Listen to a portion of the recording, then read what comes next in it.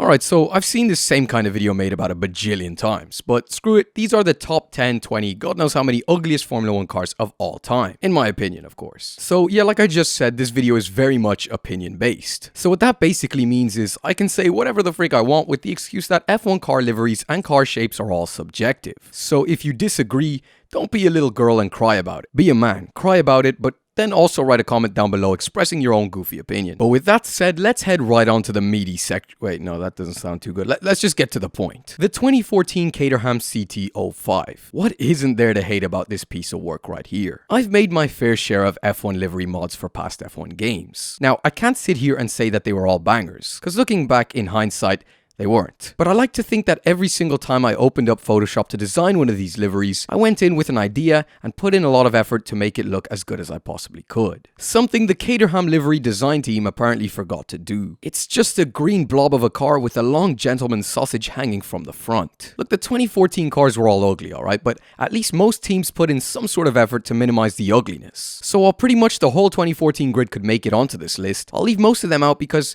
they seem to have at least tried to make something that looks semi-decent. This bad boy just leaves it all out there, if you know what I'm saying. The Toro Rosso of the same year also suffered insanely in the looks department, but not because of the livery. Toro Rosso liveries have always been cool. No, this one just has the most obnoxiously long wiener on the front. I mean, am I even allowed to show this on YouTube? Let's just leave it there to minimize the risk of getting demonetized. The 2009 Renault R29 was also something only a mother could love, and that's kinda sad considering this car was, made by a bunch of dudes. But basically, the car looks like a boat from the front. From the side, it looks like a kid's drawing, so really from whatever angle you look at it, it's pretty disgusting to look at. I don't think anything could really make up for that horrid color scheme and the car just looking like it consumed too many calories. Maybe it needs to do some cardio.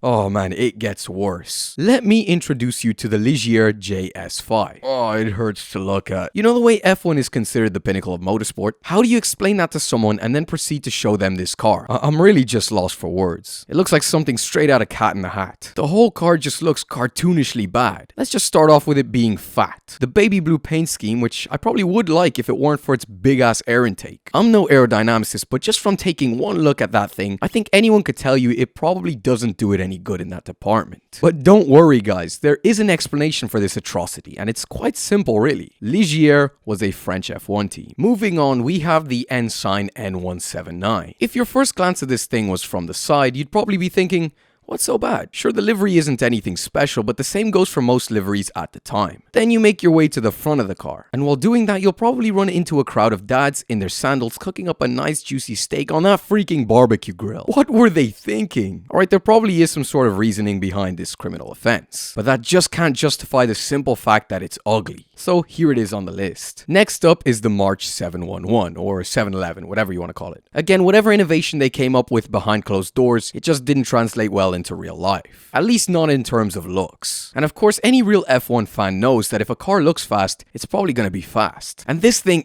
it just looked slow. It's almost as if it's got like a really simplified rear wing, but on the front. But maybe there is a flaw with that system, because this thing was actually quite fast. It scored 5 podiums that year and allowed Ronnie Peterson, a March driver that year, to finish second place in the Drivers' Championship. But that doesn't matter because, well, it didn't look the part, and obviously that's what matters most. Then we have the Walrus itself. The Williams FW26 from 2004. I really don't think much needs to be said here. Just take one glance at the car and you'll know what the problem here is. It's the typical high-nose, low front wing design we saw back then, but wider. Like much, much wider. The livery itself, on the other hand, was pretty nice actually, but the situation up front sadly kind of grabbed all the attention. Right, so they were the worst of the worst, but while looking online for the ugliest Formula 1 cars, I found a couple that I personally think got too much hate for what they were. So keep in mind, the ones I'm about to talk about are also commonly thought as some of the ugliest F1 cars of all time, but I disagree. Let's start off with the Arrows A2. I really don't see what's so disgusting about this thing. In fact, I quite like it. It looks like a bullet or a bobsled on wheels, which of course is cool. The paint scheme, while very simple, I think it works well because the car shape itself is also fairly simple. Sure, some angles are a bit dodgy, I agree, but overall I think it's a stretch calling this thing one of the ugliest F1 cars of all time because,